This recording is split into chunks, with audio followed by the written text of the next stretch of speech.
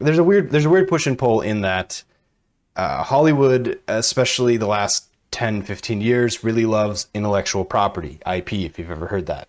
The idea that it's already established, there's already a fan base, and therefore if we make something else with that intellectual property, the fans will already show up and the fans will love it because it's fan service, because it's already there. You don't have to go through the trouble of building and all the risk and all that kind of stuff of a new idea. However, if you've ever seen anything I've ever done, I'm about the new idea because every intellectual property started as a new idea.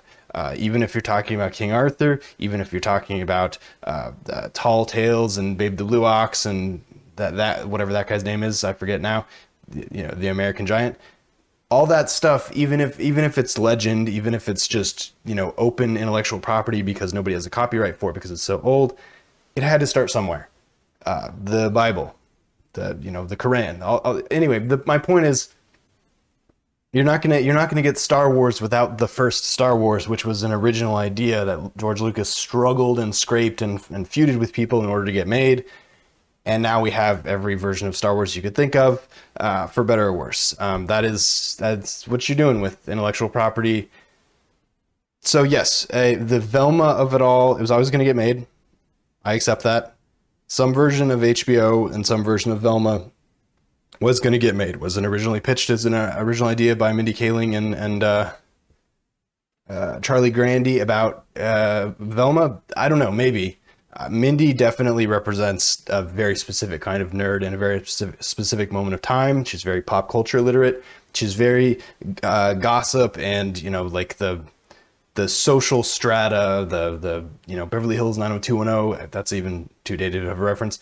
I don't know. She's a specific kind of nerd, and I think we got a little bit of that on The Office when she was on The Office, a show that she wrote for.